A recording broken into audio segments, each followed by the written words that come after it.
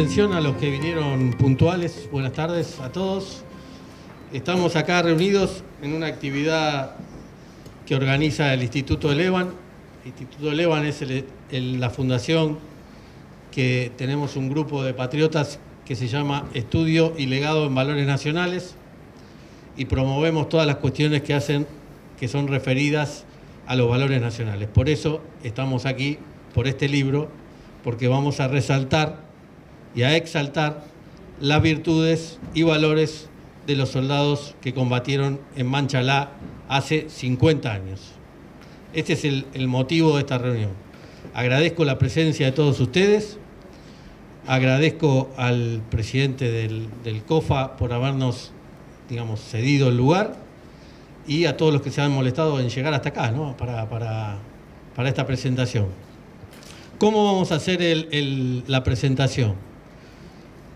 Este libro del soldado José Romero, que está sentado en el centro de las mesas, ya fue presentado en Salta, en el Museo Lola Mora, el Museo de Artes Modernos, hace unos días, el 19 de julio. El 17 lo presentamos en Jujuy, en el Cabildo de Jujuy. El 21 lo presentamos en la Casa Histórica de Tucumán. Y hoy, como corresponde, lo presentamos en el COFA en Buenos Aires. Pretendemos que esta actividad también siga en otros lugares del interior del país. Siempre el esquema que armó el Instituto Elevan es el siguiente. En cada presentación elegimos a un veterano de la guerra contra la subversión. En el caso de Jujuy nos acompañó el señor Capitán Arias. En el caso de Tucumán nos acompañó el señor Teniente Coronel Jaimet. Y en el caso de Salta nos acompañó el señor General Beverina. Después del acto, de estas palabras que dieron marco al evento, yo hice la presentación del libro, ya que soy su prologuista. Y por último, como digo siempre, y le dije a los otros expositores, y hoy también se lo dije a ellos, el protagonista es José Romero. Nosotros somos el resto actores de reparto, digo yo, sin que se ofendan acá mis amigos que invité hoy. También con el mismo esquema, hoy quise hacer lo mismo. Está el señor Capitán Brady O'Brien, que va a ser el marco histórico, institucional que se vivía en aquel momento del 75, 50 años. Después Agustín de Beitía, que fue un colaborador que hizo posible el libro y es un seguidor de este tema, periodista del diario La Prensa, y ahora somos casi colegas. Y bueno, y el autor José Romero, que viene desde Salta para compartir con nosotros esto. El libro fue una diosidencia, digo yo, no una coincidencia, de una serie de factores que se los quiero contar porque tienen el gusto de esto, ¿no? De cómo se hacen las cosas así patrióticamente. Hace 3 años yo leí un artículo en la prensa del señor Agustín de Beitía, donde intuí en ese artículo un dejo de dolor por el abandono que habían sufrido nuestros soldados de Manchalá y otros. Y no voy a ponerme a contarles a ustedes de ese dolor. A la sazón, yo estaba escribiendo ya en la prensa sobre Ucrania y me había invitado el jefe del Regimiento de Caballería 5 a dar una conferencia a los oficiales, y ahí le pedí al señor Teniente Coronel que lo invitase a Romero a ver si me equivoco, Pepe, lo que estoy diciendo, que lo invitase a la conferencia solamente no para escucharme a mí, sino para conocer. Dicho y hecho, vino Romero a las presentaciones y después nos pusimos en contacto, nos conocimos y, como oficial superior del Ejército Argentino me sentía realmente conmovido por las palabras de Romero. Tomamos un café, le presenté a mi hijo cadete de primer año en Salta. Entró en contacto con mi hijo cadete. Imagínense mi hijo cadete de primer año hablando con un héroe de Manchalá. Él le contó su manejo del FAP, lo que había hecho ese día. Fue toda una cosa increíble, y a partir de ahí logramos una empatía muy grande a lo largo de estos 3 años entre los dos. Hasta que un día, otro artículo más de Agustín de Baitía que me vuelve a interpelar, 3 años después, el libro de José iba a salir aunque sea anillado porque no conseguíamos quien lo financiara. Entonces dije, no, esto lo tomamos y lo vamos a hacer con el Evan y lo vamos a publicar, como sea. Bueno, llegaron los libros, llegó el borrador y en el medio aparece otra disidencia más y otro patriota más, que es el ingeniero Luis Silveira, que está acá con nosotros, y entre Agustín de Baitía, Luis Silveira y yo hicimos posible el libro con la autoría de, por supuesto, de José Romero. Así que esa es la historia de este libro y le agradezco al ingeniero Silveira que haya colaborado, digamos, activamente en el financiamiento, concretamente del libro. A él no le gusta que lo diga, pero agradecemos esto. Así que bueno, sí estamos en esta situación, acá hemos llegado y acá está el libro. Y acá está la presencia de José y de los otros autores. Voy a brevemente una cosita de cada uno. ¿Quién es cada uno? Agustín de Baitía es periodista del diario La Prensa, donde se desempeña desde hace más de 32 años. Actualmente es el subeditor del Suplemento Cultural y redactor de la Política Internacional. Es coautor junto a Jorge Martínez del libro El otro demonio y Las víctimas olvidadas de la guerrilla en los 70, editado por Editorial Duncan en 2016. Y es editor y compilador y coautor del libro Volver a la Patria, de autores varios, editado por Argentinidad en 2021. Esto es una breve reseña de Agustín de Baitía, un luchador por esta causa. Y después tengo el honor de presentar al señor licenciado Gustavo Brady O'Brien, ex capitán del Ejército Argentino, camarada, amigo hace más de 30 años, licenciado en Ciencia Política, fue profesor de Estrategia General, Sistemas Políticos Comparados en la Universidad Kennedy y en la Universidad Católica de La Plata, fue presidente del Partido Popular de la Reconstrucción, director de la revista Políticamente Incorrecto y hoy es vicepresidente de la Asociación de Veteranos de Guerra contra el Terrorismo, en la cual participó siendo ayudante del general Abdel Vilas en la Operación Independencia. Y después le voy a presentar a Romero. Entonces, en primera instancia, lo invito al señor capitán Brady a dar la introducción. Muy buenas tardes a todos. Bueno, muy contento de estar aquí, que hayan empezado estos actos, que hayan comenzado después de tantos años de la finalización de la guerra contra el terrorismo, que se empiecen a hacer actos como el que fue hace poco tiempo en Tucumán por los 50 años del Operativo Independencia. Hoy nos convoca justamente un hecho producido durante el Operativo Independencia en Tucumán, que es el combate de Manchalá. Más fuerte, pero más cerca y más fuerte. Perdí la energía, eso es lo que pasa. Bueno, a ver si ahí se escucha mejor. Sí. Bueno. A mí me toca dar el contexto político, nacional, internacional y la situación social que se vive en el momento y las características particulares, brevemente, en 20 minutos, de por qué el Ejército Revolucionario del Pueblo eligió Tucumán. La situación política acá son mucha gente de mi edad, un poco mayor, un poco menor, la conoce perfectamente bien. Se había producido el cambio del gobierno constitucional, no sé qué se cae, del gobierno constitucional con la muerte de General Perón y había subido Isabel Martínez Perón con todos los problemas que contrajo ese cambio político tan importante. No era menor el cambio que se producía. Durante el gobierno de General Perón se habían producido hechos muy graves durante el gobierno constitucional. Todos recordarán el ataque al Regimiento de Azul y otras acciones hacia civiles, hacia sindicalistas, hacia militares, hacia empresarios, que eran un constante mojarle la oreja a Perón, y Perón respondió con su carta pública, cuando el ataque al Regimiento Azul, muy dura, y finalmente con la expulsión de los montoneros en la Plaza de Mayo, y murió. Y ahí quedó la cosa, y sube Isabel Martínez de Perón, con un contexto internacional desfavorable.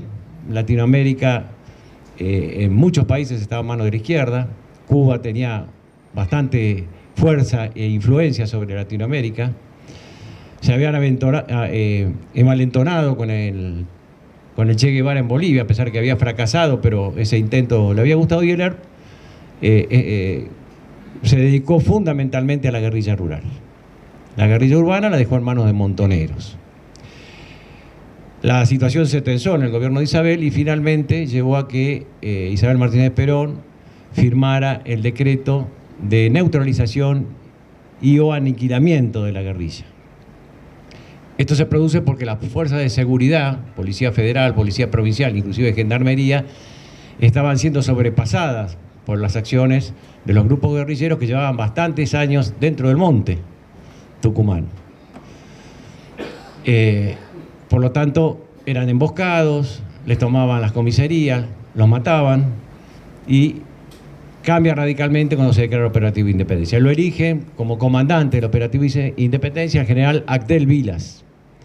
Y a partir de ahí, las unidades de la Fuerza de Tarea que rodeaban Tucumán, no solamente el Regimiento 19 de Tucumán, sino las otras unidades, y las de Salta y las de Tartagal, colaboraron en este operativo porque había un objetivo internacional muy peligroso, que muchos no conocen.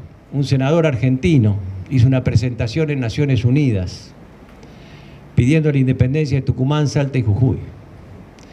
Para lograr esa independencia se necesitaban una serie de factores en política internacional, que era tener ejército propio, Ejército Revolucionario del Pueblo, tener gobierno propio, y se prestaba a algunos gobernadores, como Amado Jury, controlar los servicios públicos. No sé si alguno se acuerda que en Tucumán, cuando uno iba, lo paraban, le ponían una calcomanía, hacían control de ruta los guerrilleros. Controlar los servicios públicos y tener moneda propia, y existía el bono tucumano. Con lo cual estaban reuniendo las características. Esto mucha gente no lo sabe, ni siquiera sabe quién fue el senador, ahora voy a decir el nombre. La documentación desapareció, la hemos buscado muchísimo en Naciones Unidas, pero ha desaparecido los archivos. El senador es Hipólito Solari Irigoyen. Él hizo la presentación. Y ya sabemos lo que pasa en los países, porque lo hemos visto en otros países del mundo, cuando se hace una presentación en Naciones Unidas y hay interés de algunos sectores que se produzcan la división de las naciones, las escisiones. Lo tenemos en veintena de países. Entonces se estaban dando las condiciones para poder lograr eso. El Operativo Independencia corta eso, lo evita. Y empieza entonces el combate. ¿Por qué eligen Tucumán? En el gobierno del general Onganía, con buena intención, pero sin prever las consecuencias, el general Onganía cierra los ingenios. Porque indudablemente esa gente no progresaba, solamente se dedicaba a cortar caña o a hacer golondrinas, ir para los limones, ir para las cosechas, pero no tenían posibilidad de progresar. Entonces cierran los ingenios y llevan algunas fábricas importantes, entre ellas Grafanor, fábricas de electrónica y demás. Pero el cañero no puede trabajar en una fábrica de electrónica, ni puede trabajar en una fábrica textil. Entonces empezó un gran descontento y una gran desocupación, y eso es lo que quiso aprovechar el ERP, el descontento social y la pobreza que había en la provincia de Tucumán. El Operativo Independencia, en su inicio, el comandante del Operativo Independencia no era gobernador de la provincia. Él estaba solamente para el combate. Con posterioridad, después del 76, el general Bussi sí fue gobernador de la provincia y comandante militar, con un presupuesto importantísimo. Pero en el inicio del operativo eran los recursos con que tenía la brigada que estaba en combate, la 5ª Brigada de Infantería, y los apoyos que recibía de las otras brigadas. ¿Por qué este hecho es importante?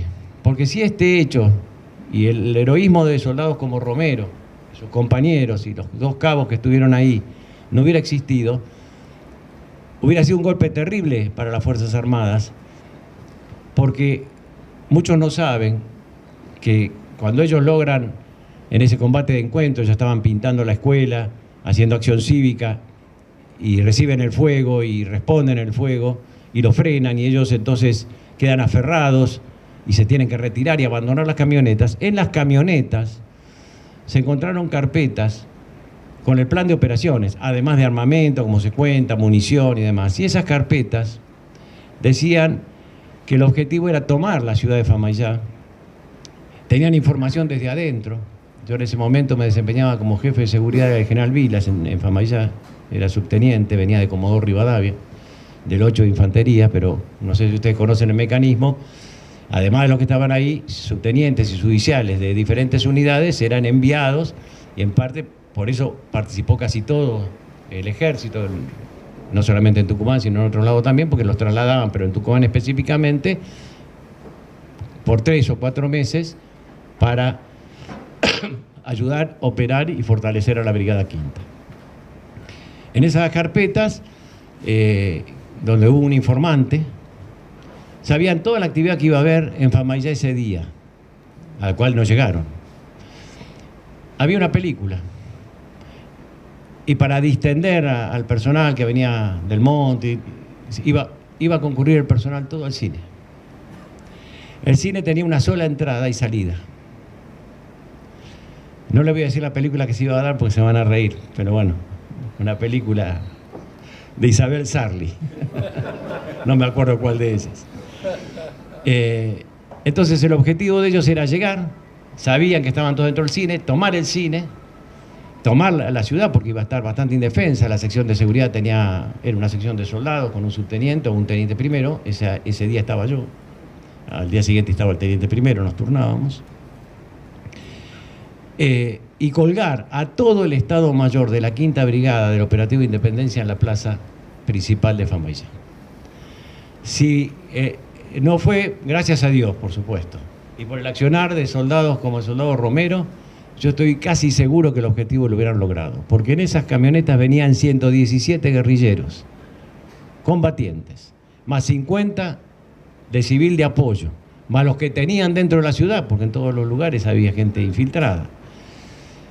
Con lo cual hubieran logrado fácilmente, no era una guarnición fuerte ahí, estaban las fuerzas de tarea, pero no estaban ahí, estaban en el monte, estaban en diferentes, en Tafí del Valle, en Tafí Viejo, en diferentes lugares, pero no estaban en la ciudad. En la ciudad solamente había una sección, el Estado Mayor y una sección de seguridad, y nada más. Esta acción frenó eso, que hubiera sido terrible, porque hubiera producido un efecto psicológico tremendo sobre el resto, primero de los combatientes de la guerrilla, porque hubiera sido un golpe moral muy fuerte a favor de ellos, y también un problema gravísimo para la institución que hubiera demostrado que no podía ser presa de un atentado de ese tipo tan grave. Gracias al accionar de ellos primero y después llegaron las fuerzas de tarea, el apoyo que vino de la compañía de ellos mismos.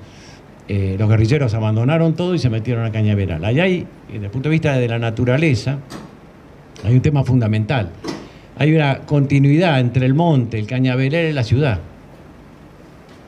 Es decir, podían pasar casi, yo diría, libremente desde el monte hasta a la ciudad. Como vestirse de civil y nadie más sabía quién era.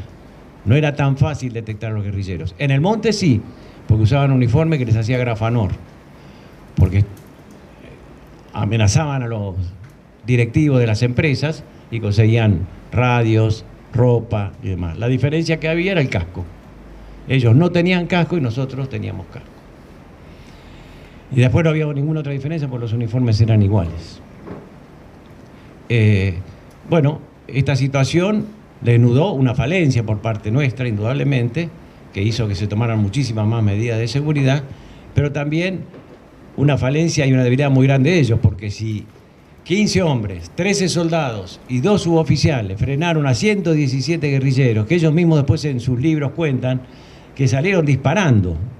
Claro, se metieron los cañaverales y ahí me pasó un hecho a mí notable, porque había que hacer un rastrillaje para buscarlos, muchas fuerzas de tarea que vinieron, hicieron el rastrillaje, y los soldados tucumanos, en el caso de los que tenía yo en la sección, me llamó la atención cómo los buscaban entre los cañaverales, decían, entonces lo agarré a uno y le digo, ¿por qué tienen tanta bronca?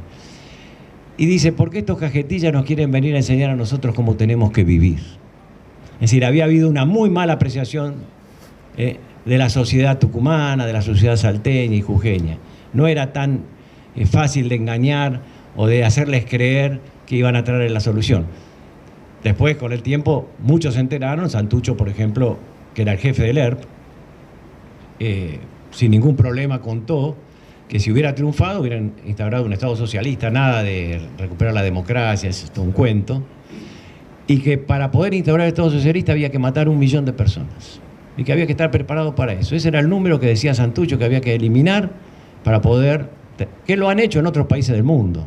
El marxismo ha actuado así, con grandes purgas, con grandes desplazamientos de población y demás. ¿Qué compañías se habían en el monte? Simultáneamente, una, que rotaba. La del lugar, que era la compañía de Monte Ramón Rosa Jiménez. Después estaba la compañía Decididos de Córdoba. Después estaba Combate de San Lorenzo, de Santa Fe. Y después estaba la compañía Héroes de Trelew. Más o menos unos 110, 120, hasta 150 hombres que rotaban para que pudieran descansar. Por eso le digo que era muy fácil pasar del monte a Cañaveral, de Cañaveral a la ciudad e irse. Era imposible detectarlos. Pero con este hecho comienza el declive de la acción guerrillera. Es un golpe muy duro. Inclusive el comandante del operativo queda herido, lo tienen que evacuar de ellos, ¿no? El sargento Dago muere, peruano. Y acá viene un tema muy interesante en política internacional. Ustedes saben que las Fuerzas Armadas han sido juzgadas por delito de lesa humanidad, basándose en el tema del Estado que reprime. Entonces el Estado que reprime comete delito de lesa humanidad.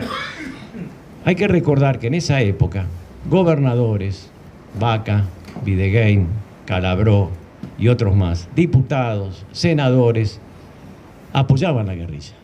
Por lo tanto, también en el gobierno constitucional había terrorismo de Estado, porque había muchísimos hechos apoyados por muchos políticos, inclusive sindicalistas de izquierda, además de los movimientos políticos, no de izquierda. Pero más grave aún, una figura que jamás se estudió, yo la pienso, no sé si se podrá alguna vez llevar adelante, que es el terrorismo de Estado internacional. ¿Por qué? Porque estas organizaciones se entrenaron en países extranjeros, en Cuba, en Nicaragua, en Medio Oriente, recibieron entrenamiento y además trajeron instructores, como este sargento Dago, pero había otros fuerzas internacionales. Por lo tanto, acá había una maniobra que excedía ampliamente a la República Argentina y que había tomado primero el modelo de Che Guevara en Bolivia para implantarlo con mejoras en la República Argentina, pero para expandirlo al resto, porque acá también había del MIR chileno y de otras fuerzas de la Internacional Socialista que venían en apoyo. Ese es el contexto fundamental que vivía la Argentina en abril, mayo, junio del año 1975, y que gracias al valor de los soldados, de los oficiales, de los oficiales y a la conducción del general Vilas, que realmente yo vi el día que llegó de uniforme de diario, lo mandaron de Buenos Aires. Al otro día estaba vestido de combate y a partir de ahí lo acompañamos, iba al monte, recorría, mandaba. Realmente fue un orgullo estar a órdenes del general Vilas, más allá de que si era peronista, no era peronista, porque dice que lo mandaron porque era peronista. Entonces lo mandaron, pero no sé si será verdad o no. El hecho que tuvo una destacada actuación y creo que la guerrilla, mientras casi fue aniquilada durante el mando del general Vilas, casi fue aniquilada. Después, bueno, había que hacer la reconstrucción, el barrido y todo lo demás, porque pasaron a la ciudad en cierta medida, escondiéndose ya en la ciudad de Tucumán. Pero este hecho, reflejado en este libro, creo que es el punto más importante que marcó un antes y un después. Este fracaso de la guerrilla, gracias al sacrificio de 2 suboficiales y 13 soldados que combatieron como leones y que pusieron en fuga toda una compañía de monte, que era Ramón Rosa Jiménez, y que abandonaron todo, una vergüenza, ¿no? La verdad, armas, todo dejaron, equipos de comunicaciones y las carpetas con lo que iban a hacer, inclusive con carpetas con el orden de batalla del ERP, que les costó carísimo eso. Marcó un antes y un después. Así que para mí es una alegría, un orgullo, 50 años después, estar acá junto a Romero, al soldado Romero, y a todos ustedes, que después de muchísimos años podemos volver, como fue, vuelvo a repetir, en Tucumán con los 50 años del Operativo Independencia, ayer en otro acto que hubo en el Senado, que también los homenajearon, y como va a ser en Rosario próximamente, en Santa Fe, por la muerte de los policías, y como fue el otro día por el comedor de la policía, se empieza a conocer parte de la verdad y a salir de este oprobio en que nos han sometido a las Fuerzas Armadas y a sus integrantes, y por supuesto Fuerzas de Seguridad también, por más de 30 años, sin parar, diría más de 30 años. Muchísimas gracias.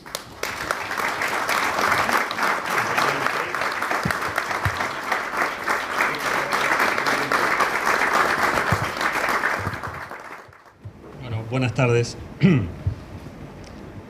Para mí también un honor estar hoy aquí presentando el libro de José, ¿Quién ganó en Manchalá? Yo lo conocí a José hace unos años en Salta, en una de mis periódicas visitas a Salta. Si no recuerdo mal, fue en la propia compañía de Ingenieros de Montaña 5, en algún acto de esos que les rinden homenajes anualmente. Y lo volví a ver varias veces, mantuvimos el contacto telefónico, descubrí una persona muy afectuosa, y con el tiempo él,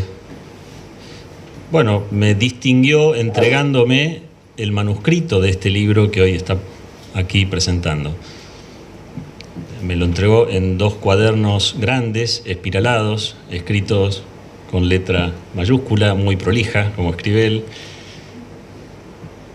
Y bueno, justamente por haber sido testigo del proceso de realización de este libro es que estoy más contento todavía de estar hoy aquí acompañándolo para presentarlo. El libro que tienen ahora al alcance de la mano es una obra, así se lo dije después de leerlo y así lo repetí varias veces, es una obra muy valiosa y muy necesaria. Es muy valiosa porque es un testimonio histórico escrito por un protagonista de los hechos y porque este hecho había sido contado inicialmente de manera muy breve, muy sucinta y sin medir el peso que había tenido. Y ahora está el testimonio de un protagonista que va a ser mucho más difícil de refutar. Testimonio valioso. Y necesario, digo. Necesario porque el combate de Manchalá estuvo cubierto de un silencio por larguísimos años, 50 años, salvo en los sectores más interesados en conocerlo. Y no solamente estuvo silenciado, sino que a propósito intentó borrárselo de la historia, ya lo contará él, pero por eso ese es el segundo elemento que yo considero muy valioso, pero tiene otros valores, y a eso voy a referirme. Quienes se asomen a su lectura encontrarán una reconstrucción minuciosa del combate y también una pintura de época. El libro comienza con el presente, con el encuentro de 2 personas que combatieron en la década del 70 en bandos diferentes. Luego se retrotrae a comienzos de 1975, cuando los soldados clase 54 reciben la citación del ejército para presentarse. A partir de allí avanza en forma cronológica, ganando en dramatismo a medida que se acerca el combate, atraviesa el combate que cuenta de manera detallada, y luego avanza a largas zancadas hasta el presente otra vez para retomar con el principio.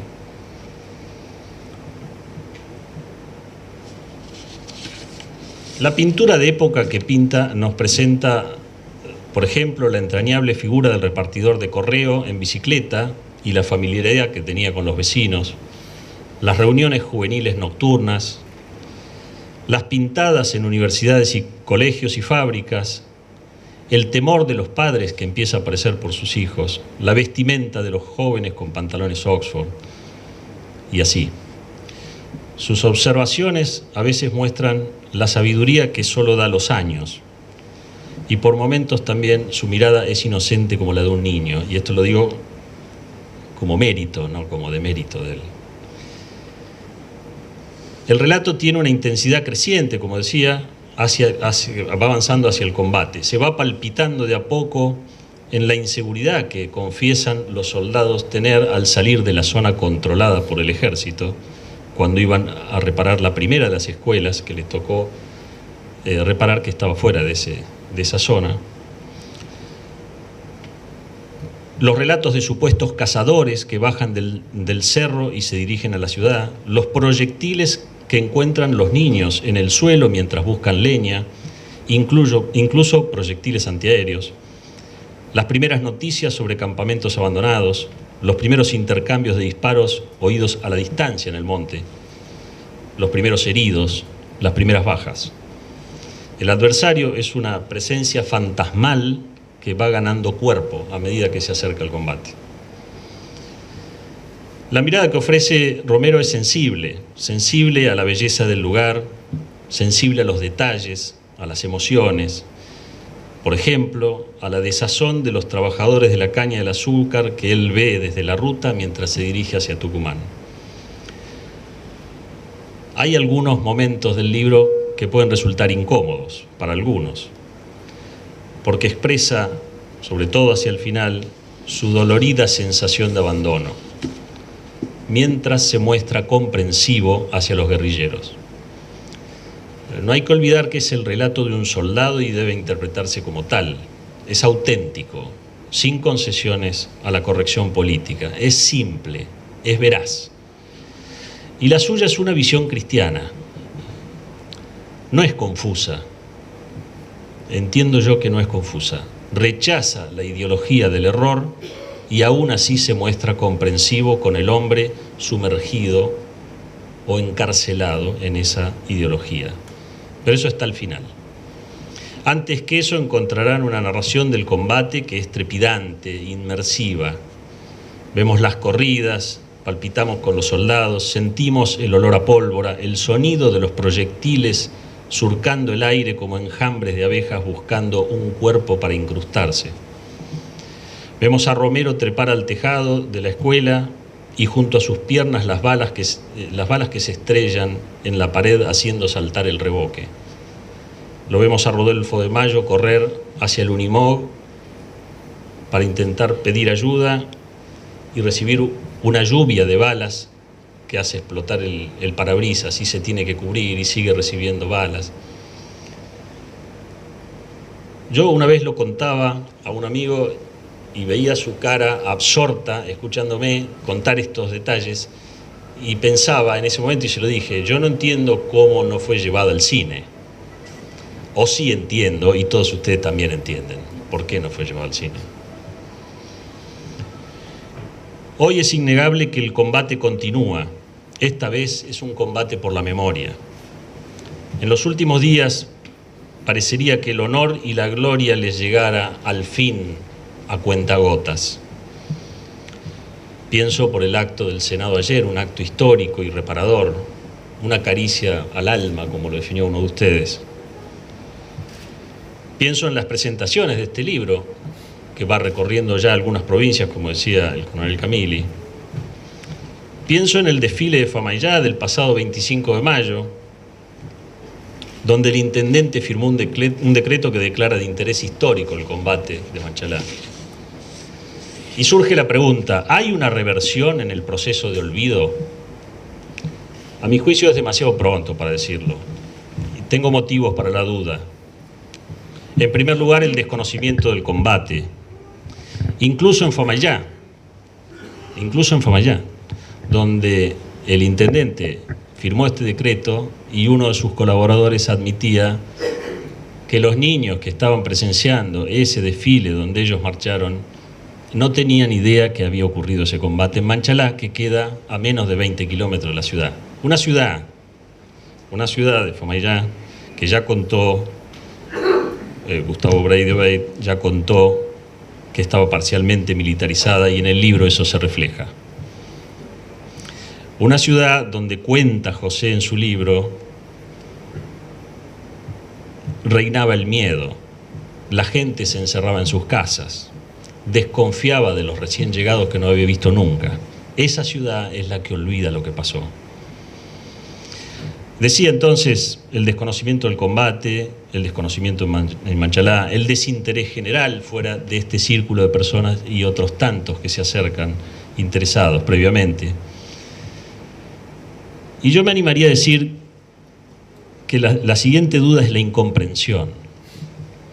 Porque todos los que estamos hoy aquí sabemos que en la década del 70 hubo un combate, como en Manchalá y en tantos otros lugares, y que con los años se siguió combatiendo por la memoria de lo sucedido entonces.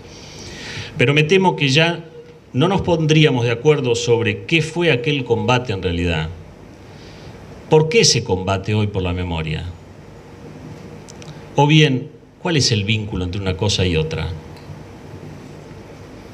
¿Fue en defensa de la democracia, de las instituciones y contra el totalitarismo, como suele repetirse? ¿Fue para evitar la toma del poder por parte del ERP? ¿Pero para qué quería ese poder? ¿Fue una lucha entre derechas e izquierdas? Y si es así, aquellos que quieren hoy impedir una reivindicación como la de Manchalá, ¿lo que quieren aún hoy es tomar el poder? ¿Quieren sabotear la democracia, desmembrar a la Argentina? Por supuesto que no. ¿Qué es lo que une aquella época con esta? A mi juicio, lo que une una época y la otra es otra cosa. Nada tiene que ver con la democracia.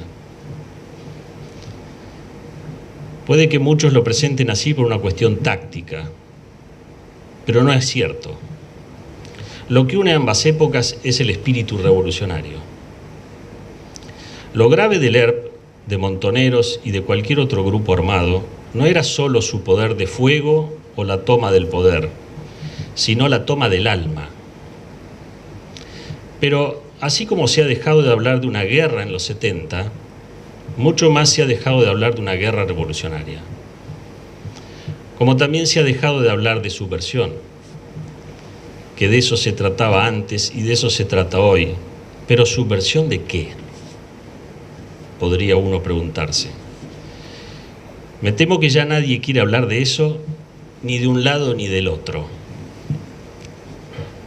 Y mucho menos se querrá admitir que esa subversión es impulsada hoy por igual por gobiernos de derecha y de izquierda.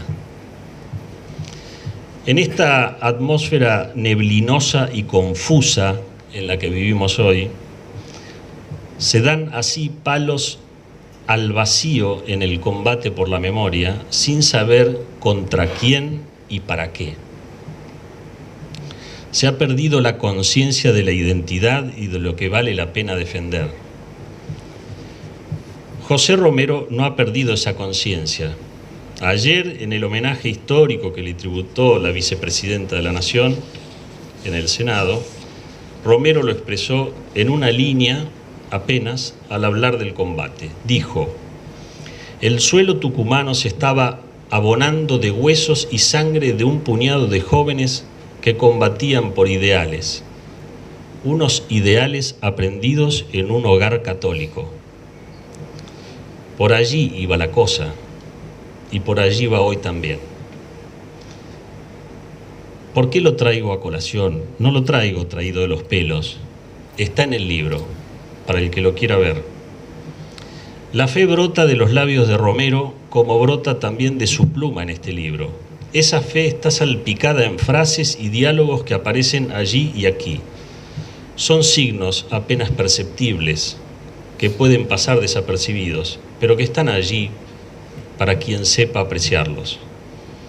Aparece en la despedida del soldado Romero cuando la madre lo saluda: que Dios Padre y el Sagrado Corazón de Jesús te protejan. Aparece en la misa de campaña a la que asisten los soldados antes de la partida, cuando les reparten escapularios de la Virgen del Carmen. Dice Romero: todos estaban convencidos de que estaban protegidos por Dios. Eso es en la página 45. Aparece en el reemplazo de un soldado a último momento para incluir a Adrián Segura, que luego sufriría una atroz herida. Y dice Romero: muchas veces los designios de Dios no tienen comprensión humana.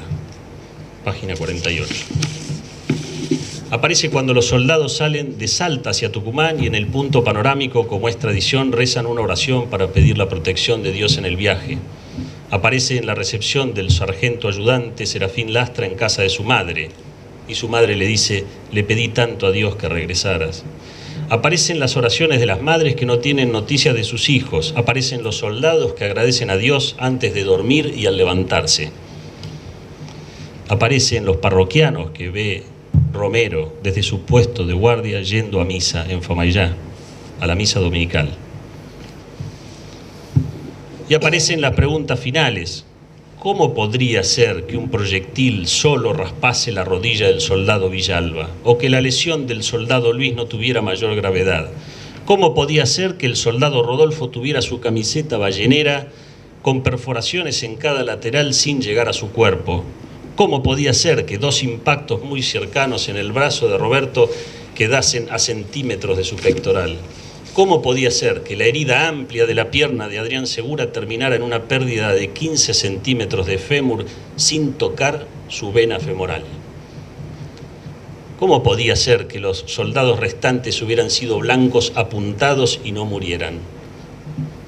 Indudablemente, esto es cita textual, indudablemente fue la protección de la Virgen del Carmen, llevada en escapularios por los soldados que defendían una causa justa según sus convicciones y por obra de Dios mismo que estuvo presente en el hecho.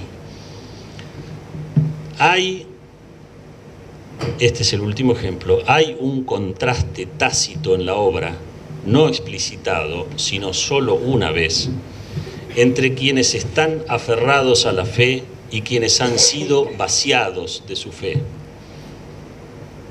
Romero lo dice al promediar el libro, textual, cito: la falta de creencias religiosas aportaba vacío a los militantes sin dejarles pensar en la sangre derramada entre hermanos. Y agrego yo, la falta de fe en efecto va disecando la conciencia. La confusión actual no es obra del azar, no. Es obra de un proceso deliberado, un proceso que es universal, que se remonta a varios siglos atrás, pero que en los 60 y los 70, una época de rebeldía por definición, se aceleró. Y se aceleró también en la Argentina. Lo dice Romero en el libro: los hijos fueron llevados a desobedecer a sus padres, a desechar sus enseñanzas.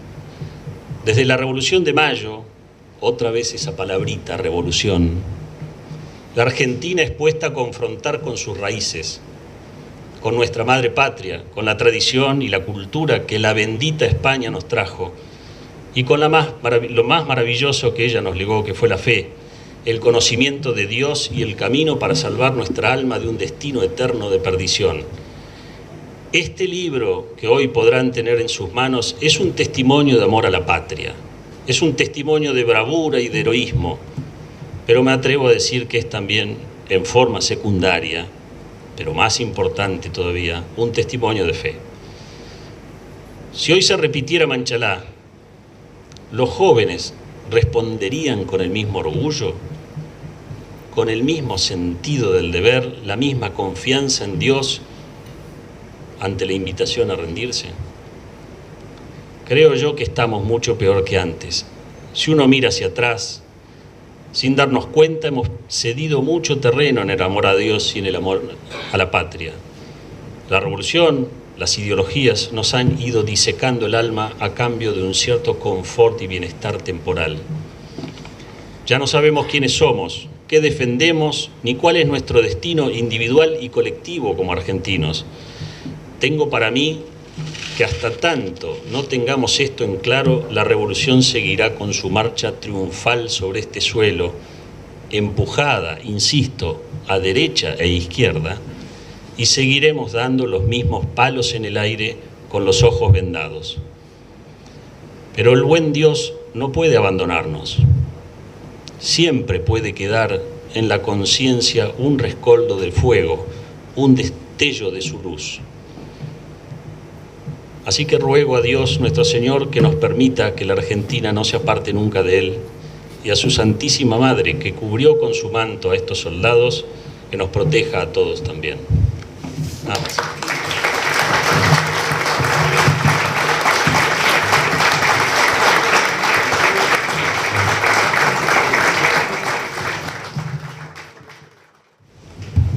Buenas tardes a todos los presentes. Gracias por los oficiales súper superiores que hayan venido acá. Es muy importante lo que hizo mi ex capitán en dar el contexto exacto de lo que ocurría en el famoso Tucumán. La poesía, lo concluyente y lo básico, la verticalidad en los conceptos de un maestro de la pluma, el periodista Agustín de Beitía. Muy agradecido por los conceptos claros y muy agradecido por la parte religiosa, que todo es verdad. En primer lugar, quiero agradecer enormemente al director del Instituto Elevan, institución de capacitación y formación de ideales patrióticos, elemento vital que todos los patriotas en proyecto deberíamos acercar. Me refiero al coronel mayor Gabriel Camili. El coronel mayor Gabriel Camili supo dar algo extraordinario, que yo lo descubrí, es la contención psicológica ante un proyecto, poniendo pasión al proyecto mismo. Esa contención es extraordinaria, porque eleva los proyectos reales, los proyectos solamente con la verdad. Estaba básicamente todo realizado. Faltaba faltaba que un mecenas patriótico, de lo que no abundan, de que hay que buscarlo enormemente, pero por injerencia del Supremo, apareció, sin conocerlo. No es el mecenas él, el mecenas es la familia del ingeniero Luis Silveira, que supo entender que esto no es algo comercial. Esta obra, esta humilde obra, tiene como objetivo que la descendencia de los que combatieron en Manchalá, de los patriotas, de los jefes, tengan en detalle lo que ocurrió con un puñado de salteños. Estos salteños que tienen rebeldía y que tienen el ADN, por decirlo de alguna manera, de los grandes guerreros que supo dar Salta. No entremos en localismo, pero la estadística sí lo dice. Y también quiero agradecer enormemente a un periodista, a un profesor, de alguien que se aprende, Agustín de Beitía. Él supo tener la sensibilidad de encolumnarme involuntariamente en la decencia, porque el vocabulario mío no es el mejor. Y cuando tenía una contra, los improperios salían de mi boca en forma automática. Y el aplomo de este periodista supo encolumnarme para realmente ver lo que era esta obra. Muchas gracias, Agustín.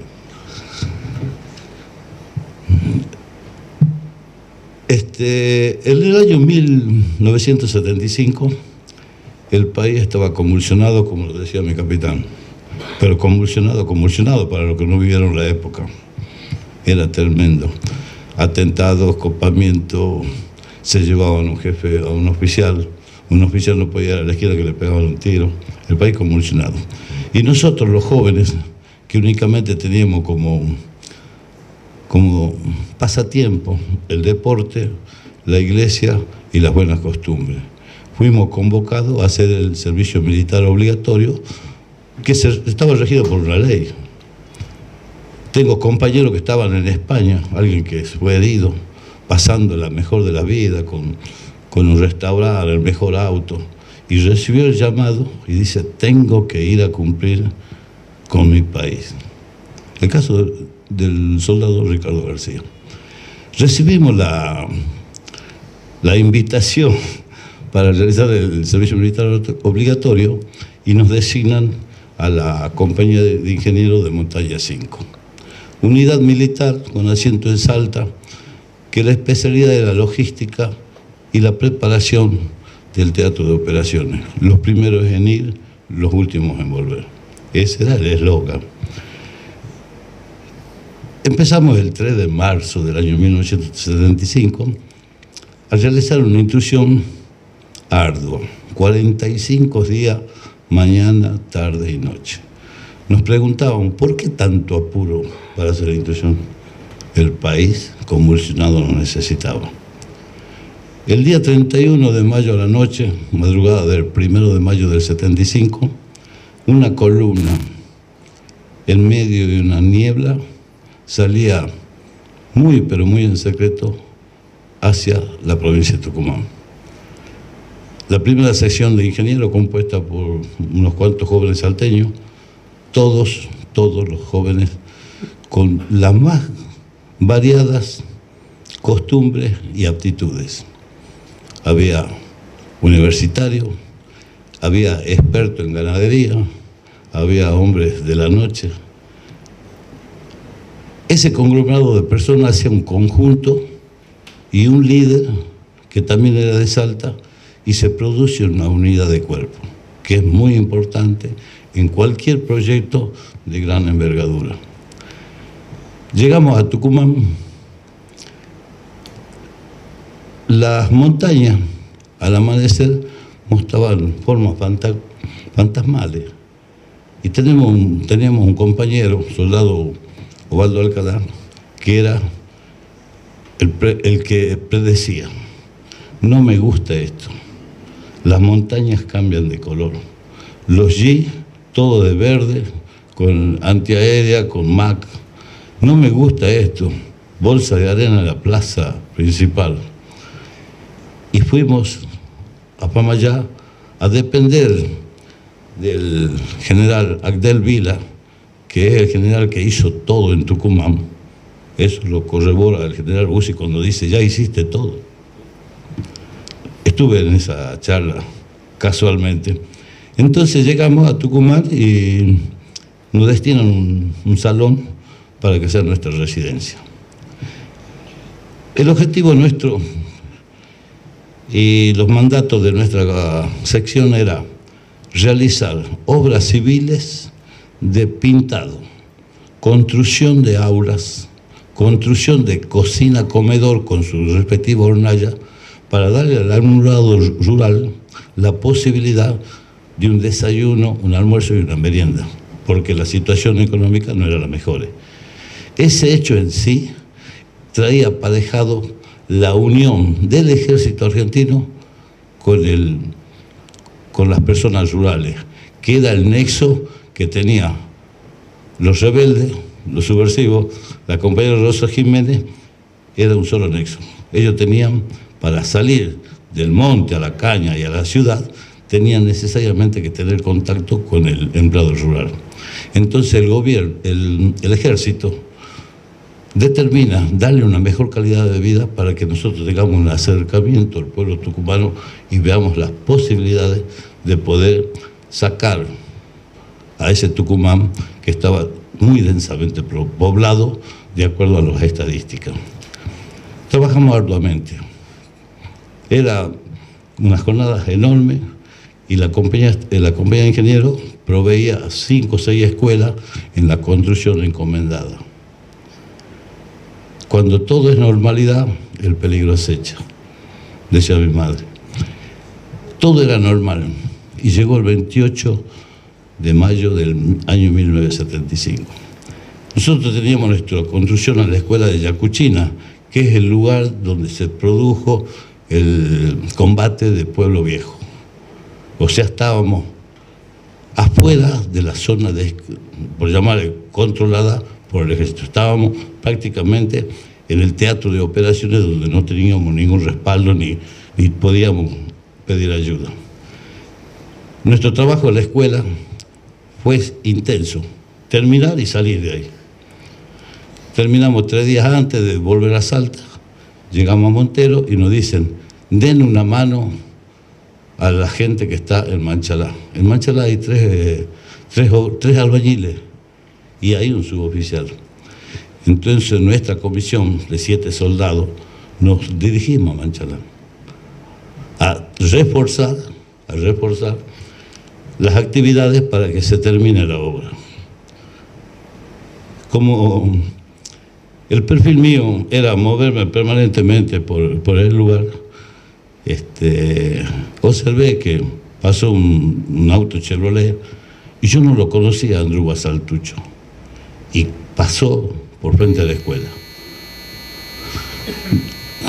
Media hora pasa una camioneta, vuelve la camioneta y nos proponen jugar un partido de fútbol que era nada más ni nada menos tratar de que todos los soldados estén en la cancha de fútbol que estaba posterior a la escuela para tener un combate continuo y reducir a la gente. Y viene el primer error del adversario. La gente que proponía jugar el partido de fútbol le pregunta al perspicaz sargento ayudante de Lastra,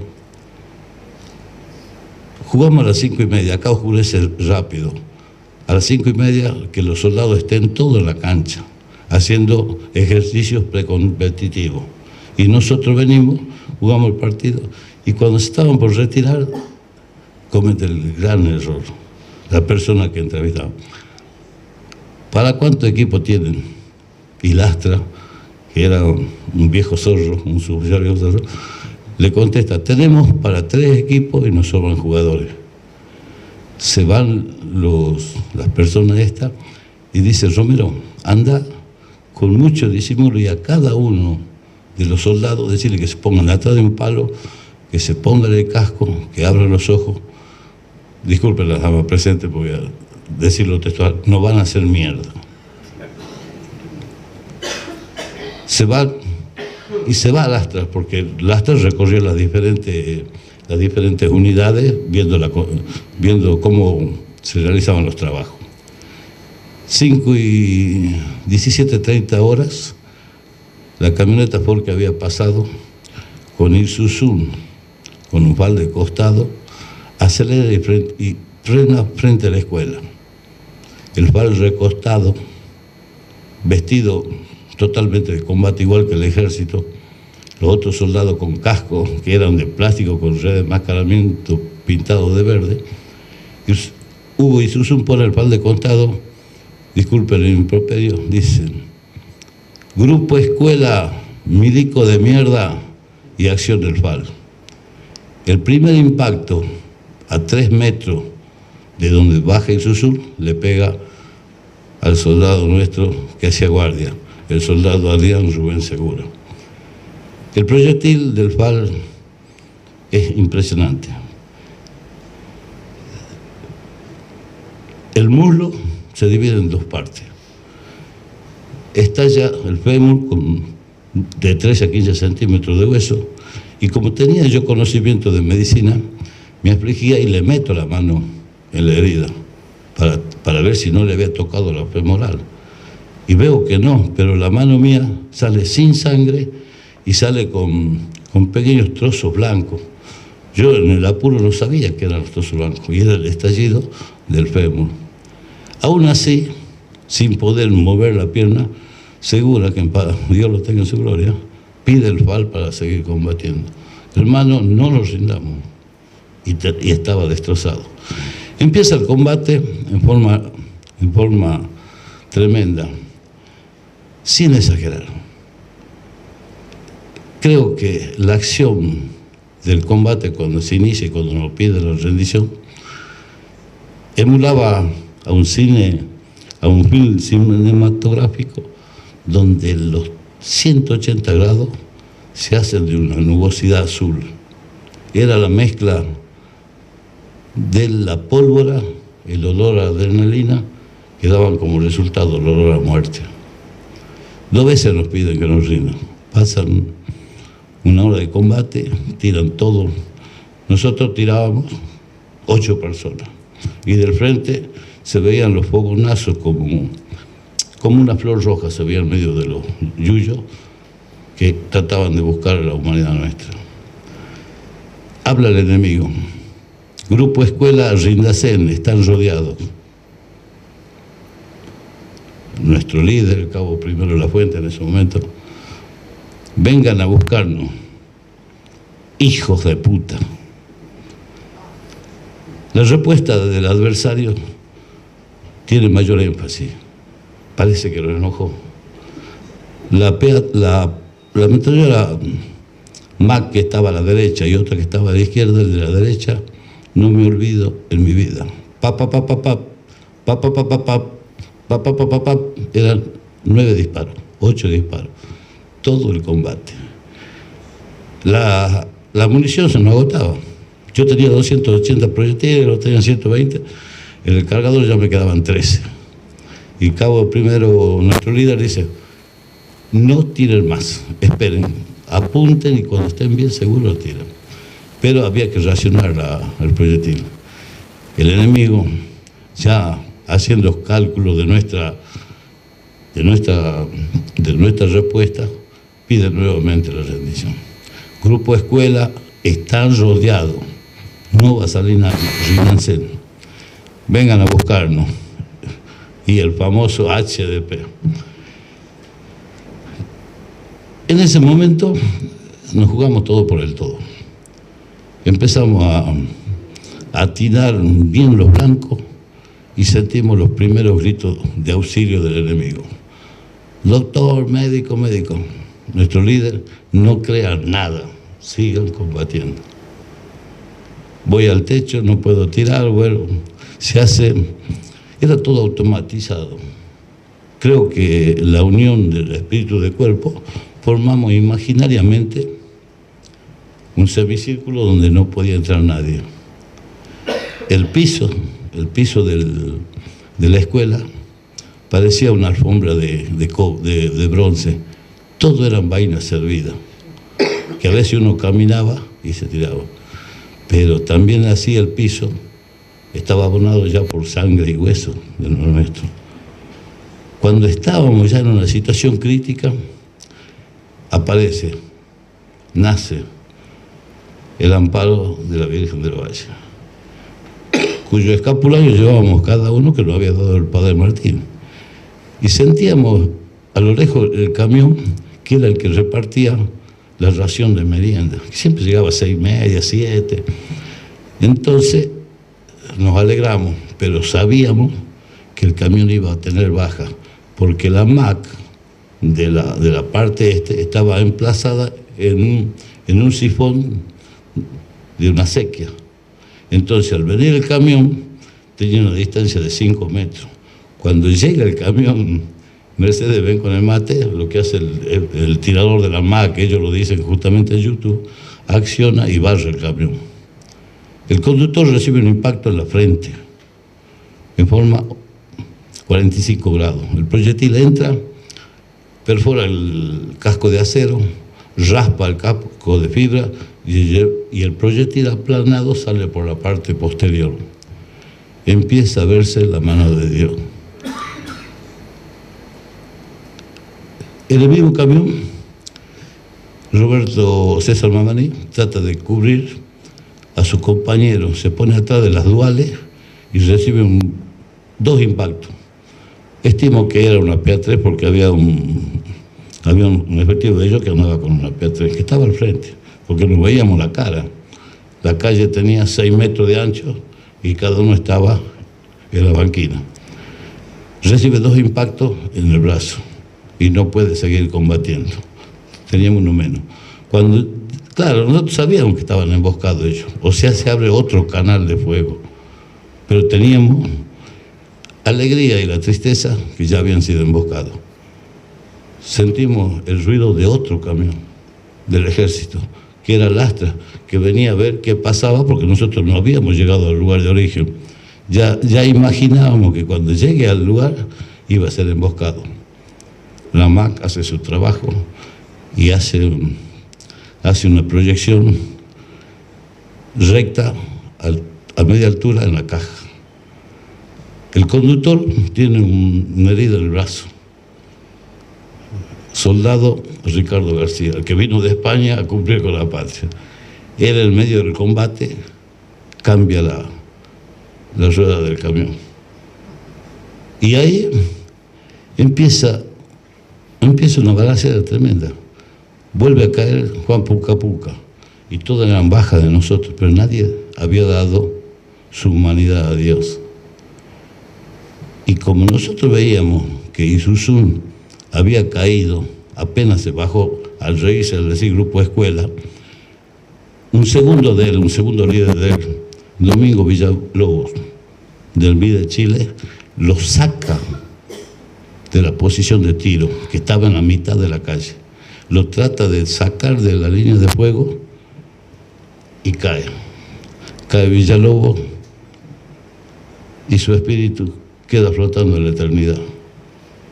Queda un tiro mortal. Así se empiezan a surgir nuevos heridos. Pero nosotros no sabíamos que eran 117 efectivos. Rodolfo de Mayo tiene la orden de parar un vehículo que entorpecía los ruidos, estaba acelerado. Tira y atrás de los vehículos estaba la otra columna de León.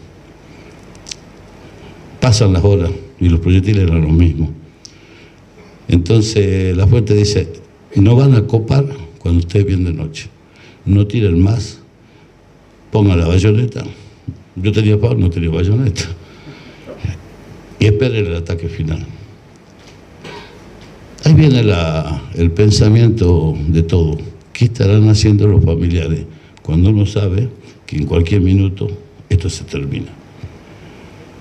Por designio de Dios, por salvar las causas nobles que siempre tienen la justicia divina, el adversario tiene numerosas bajas. Y más aún cuando Rodolfo de Mayo tira los camiones, donde se encuentran 7 clases diferentes de sangre. Las bajas de ellos son determinantes. Los profesionales, los que fueron entrenados en Cuba, caen todos los líderes. No tienen conducción y optan por dejar el lugar en disputa. Se capturó un camión Mercedes-Benz 608 con caja de madera alta, pero en el interior estaba con una cobertura de hierro de 3 pulgadas, o sea, era blindado. Un camión Mercedes-Benz 1114 que tenía más de un centenar de armas de diferentes formas. No vale la pena describirla. Y sí, una caja con granadas que nos tiraban a nosotros, que gracias a Dios no explotó ninguna, y proyectiles y cohetes, no quiero equivocarme, ¡paf! ¡Paf! Unos cortos y otros más largos. Indumentaria de todo tipo, gamulanes que ellos se habían cambiado con ropa de combate para efectuar el mismo, una maqueta explicativa de todo lo que iban a hacer, donde mi capitán iba a tener una buena acción. Tenían todo planificado. La columna de ellos era logística, ellos que llevaban las armas hasta la ruta 38 para entregarla a la columna que venía de Córdoba, los decididos de Córdoba. O sea que iba a ser un proyecto en pinza para capturar al general Vila y fusilar a todos los oficiales.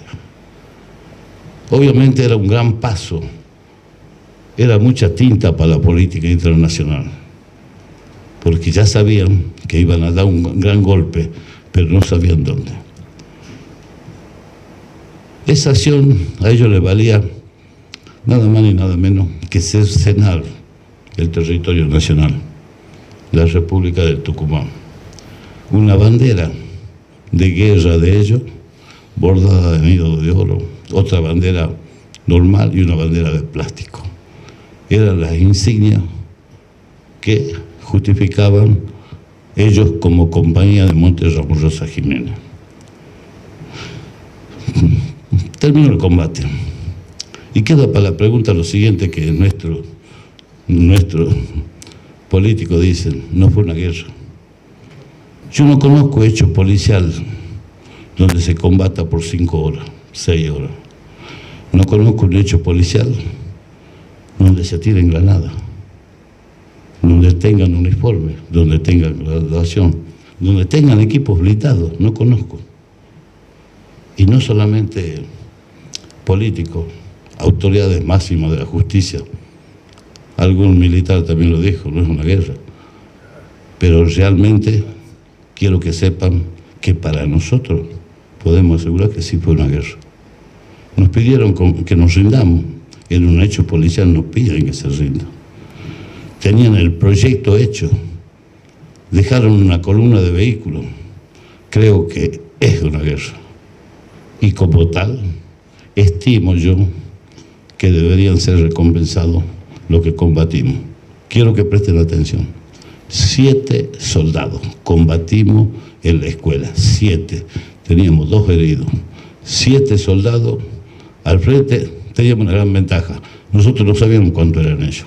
Esa es la verdad. Sabíamos que había un fogonazo de todas partes y que habían 2 más. Pero nosotros no sabíamos cuánto eran ellos. Y pasó el tiempo.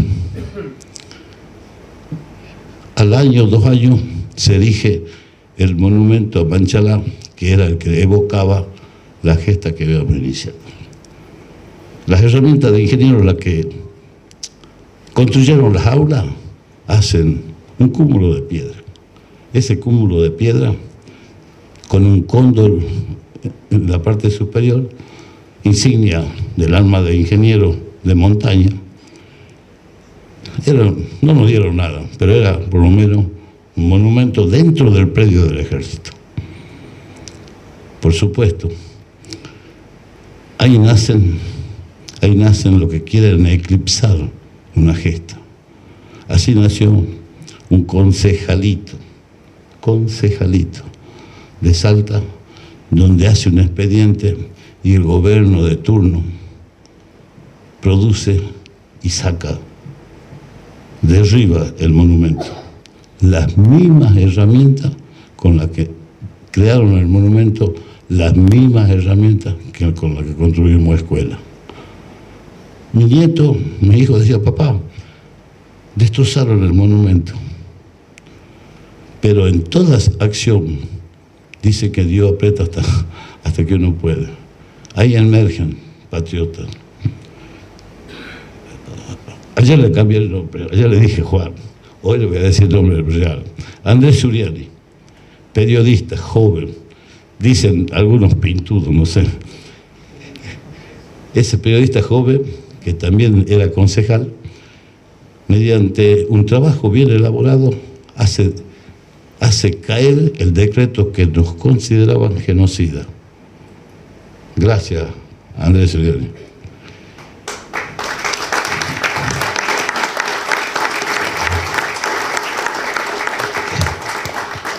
Emergen patriotas, sale el Centro de Estudios Salta, un grupo de personas de bien, un grupo que quieren un cambio, y ellos financian, a pesar de todas las contras, un fin que lo dirige muy bien Sandro Roberto Filártiga, la escuelita de Manchalá.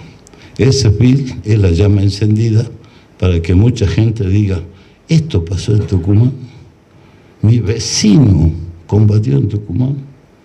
Ahí empiezan a conocerlo a mi subteniente, que tuve el honor de conocerlo en ese momento. Por supuesto, cargo alto. Y así pasó hasta que nos devolvió y nos sacó el rótulo de genocida. El Centro de Estudios Salta hace los aportes, Sandro hace la película y se empieza a abrir una brecha de concientización para que la gente sepa lo que fue el combate de Manchalá. Esta obra que ven acá, yo no tengo necesidad de escribirla, me falta mucha plata, pero no es un hecho comercial. Esta obra es para recordar, la finalidad es entregarle una obra a cada combatiente, porque de todo lo que combatimos, 5 se fueron a hacer guardia con el Señor. 2 optaron por el suicidio, 2. Y el resto, ya setentones, no tenemos objetivos comerciales ni buscar una economía resuelta. Solamente queremos limpiar ante el pueblo argentino lo que hicimos el 28 de mayo de 1975. No tiene esta obra esa condición, pero patriotas como el coronel mayor Camili, como el señor Luis Silveira, dieron el empujón necesario para que esto sea una realidad. Le agradezco.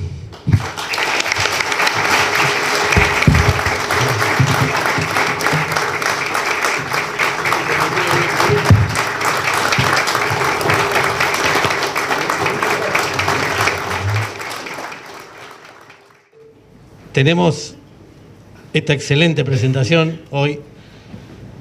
El libro está afuera. No se lo lleven sin que lo firme Romero, ¿sí? Como yo digo siempre, esta continuidad histórica entre del soldado argentino desde 1806,